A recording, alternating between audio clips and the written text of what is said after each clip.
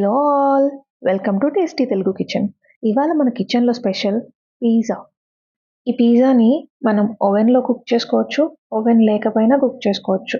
ఒక్కసారి నేను చెప్పినట్టు ట్రై చేసి చూడండి, ఇంకెప్పుడు బయట పిజ్జా కొనుక్కోరు, అంత బాగుంటుంది. మరి దానికి కావాల్సిన ఇంగ్రీడియంట్స్ ఏంటో చూసేద్దామా? ఒక మీడియం పిజ్జాకి 1 cup maida, 1 teaspoon sugar, 1/2 teaspoon salt, 1 teaspoon oil, 2-3 టీ స్పూన్ల బటర్, 1 టీ స్పూన్ అంత instant yeast, warm water, pizza sauce, mozzarella cheese. Toppings మీ ఇష్టమా? ఇలా చిన్న చిన్న క్యూబ్స్గా కట్ చేసి తీసుకున్నాను నేను. సీజనింగ్స్ మీ ఇష్టము, ఆప్షనల్. నేను 2 పిజ్జాస్ చేస్తున్నాను, అందుకని ఇందాక చెప్పిన ఇంగ్రీడియంట్స్ అన్ని డబుల్ క్వాంటిటీలో తీసుకుంటున్నాను.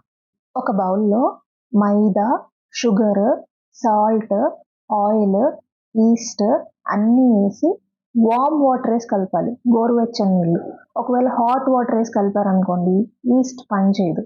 అన్నీ బాగా కలిసాక దీన్ని బౌల్లో నుంచి తీసి కింద పెట్టి 1 టీ స్పూన్ అంత బటర్ యాడ్ చేసి స్ట్రెచ్ అండ్ ఫోల్డ్ మెథడ్ చేయాలి. అంటే ఇప్పుడు నేను చూపిస్తున్నట్టు స్ట్రెచ్ చేసి ఫోల్డ్ చేసి మళ్ళీ ఇంకో డైరెక్షన్ తిప్పి మళ్ళీ స్ట్రెచ్ చేసి ఫోల్డ్ చేస్తూ ఉండాలి. దీన్ని ఒక 5 to 10 minutes చేయాలి. ఇది చేస్తే బాగా సాఫ్ట్గా వస్తుంది పిజ్జా డౌ. 5 to 10 minutes అయ్యాక ఈ పిండినంతా ఒక బాల్ లాగా చేసి బౌల్కి ఆయిల్ రాసి దీన్ని మధ్యలో పెట్టి దీనికి కూడా ఆయిల్ రాయాలి. ఆయిల్ రాయకపోతే పిజ్జా డౌ డ్రైగా అయిపోద్ది. ఇప్పుడు పైన వ్రాప్తో కానీ వెట్ క్లాత్తో కానీ కవర్ చేయాలి. కవర్ చేసి ఒక 2 to 3 hours ఒక వార్మ్ ప్లేస్లో పెట్టాలి. అప్పుడు పిండి బాగా రైజ్ అవుతుంది. ఒక 2 to 3 hours తర్వాత ఇలా డబల్ అవుతుంది. ఇప్పుడు ఫ్లోర్ మీద కొంచెం కార్న్ మీల్ తీసుకొని చల్లుకొని పిజ్జా డౌని తీసుకొని పెట్టుకోవాలి. ఈ కార్న్ మీల్ వల్ల మనకి క్రస్ట్ క్రిస్పీగా వస్తుంది. ఒకవేళ మీ దగ్గర కార్న్ మీల్ లేదనుకోండి, మనం బొంబాయి రవ్వ కూడా తీసుకోవచ్చు.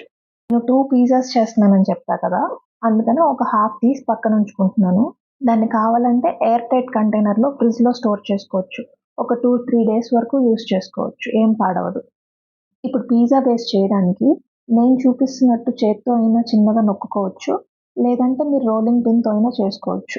ఇలా ఫింగర్స్తో ప్రెస్ చేసుకుంటా మీకు కావాల్సిన బేస్ థిన్గా కావాలంటే థిన్గా, థిక్గా కావాలంటే థిక్గా ఇలా ప్రెస్ చేసుకుంటూ ఉండొచ్చు. ఎడ్జ్ మాత్రం కొంచెం థిక్గా ఉండేటట్టు చూడండి. మనం రెడీ చేసుకున్న పిజ్జా బేస్ని బేకింగ్ ట్రేలోకి తీసుకొని మళ్ళీ ఒకసారి సరి చేసుకొని ఫోర్క్తో ఇలా ప్రిక్ చేసుకోండి. ఇప్పుడు దీని మీద పిజ్జా సాస్ వేసి మొత్తం ఈవెన్గా స్ప్రెడ్ చేసుకోవాలి. తర్వాత దీనిపైన గ్రేట్ చేసి పెట్టుకున్న చీజ్ యాడ్ చేయాలి. చీజ్ పైన మీకు కావాల్సిన వెజిటేబుల్స్ అన్నీ యాడ్ చేసుకోవచ్చు. Onions, jalapeños, sweet corn, capsicum, onion, tomatoes, paneer ఏది కావాలంటే అది యాడ్ చేసుకోవచ్చు. నాన్ వెజ్ యాడ్ చేసుకునే వాళ్ళు అయితే చికెన్ అలాంటివి కుక్ చేసుకొని వేసుకోవాలి. దీని తర్వాత సీజనింగ్స్ యాడ్ చేయాలి. పిజ్జా సీజనింగ్స్, ఒరిగానో ఏదైనా వేసుకోవచ్చు. చిల్లీ ఫ్లేక్స్ కూడా వేసుకోవచ్చు, ఇది ఆప్షనల్, మీ ఇష్టం. అన్నీ వేసిన తర్వాత ఇప్పుడు బటర్ తీసుకొని ఎడ్జెస్కి ఇలా అప్లై చేసుకొని ఒక 30 minutes ప్రూఫింగ్కి పక్కన పెట్టుకోవాలి. 30 minutes అయిన తర్వాత ప్రీహీటెడ్ ఓవెన్లో 180 degrees టెంపరేచర్లో 20 to 25 minutes కుక్ చేసుకోవాలి. ఓవెన్ లేని వాళ్ళైతే కనుక ఒక దోశ ప్యాన్ కానీ ఏదైనా ప్యాన్ తీసుకొని మీడియం ఫ్లేమ్లో పెట్టి దానిపైన ఒక ప్లేట్లో కానీ కేక్ టిన్స్ ఉంటాయి కదా అల్యూమినియం, దానిలో అయినా పెట్టుకొని మీడియం ఫ్లేమ్లో మూత పెట్టి ఒక 30 to 45 minutes కుక్ చేసుకోవాలి. పిల్లల కోసం హెల్దీగా కావాలంటే వీట్ ఫ్లోర్తో కూడా చేసుకోవచ్చు. సేమ్ అదే ప్రొసీజర్, మైదా ప్లేస్లో వీట్ ఫ్లోర్ తీసుకోవడం అంతే. ఇక్కడ నేను చీజ్ క్రస్ట్ పిజ్జా చేస్తున్నాను. దానికోసం చీజ్ని ఇలా స్ట్రైట్గా పీసెస్గా కట్ చేసుకొని ఎడ్జెస్లో పెట్టుకొని ఇలా ఫోల్డ్ చేసుకోవాలి. దాని తర్వాత ఫింగర్తో ప్రెస్ చేసుకోవాలి, అది బయటికి రాకుండా. ఇంకా మిగతా ప్రొసీజర్ అంతా సేమే, ఇందాకట్లాగే ఫోర్క్తో ప్రిక్ చేసుకొని పిజ్జా సాస్ వేసి, చీజ్ వేసి, టాపింగ్స్ వేసుకొని, మీకు కావాల్సిన సీజనింగ్స్ వేసుకొని ప్రూఫింగ్కి మళ్ళీ 30 minutes వదిలేయాలి. తర్వాత ఓవెన్లో పెట్టుకొని కానీ ప్యాన్లో కానీ మీకు కావాల్సినట్టు కుక్ చేసుకోవచ్చు. వీడియో కనుక నచ్చినట్టయితే లైక్ చేయండి, మీ ఫ్రెండ్స్తో షేర్ చేయండి, కామెంట్ చేయండి, సబ్స్క్రైబ్ చేసుకోవడం మాత్రం మర్చిపోకండి.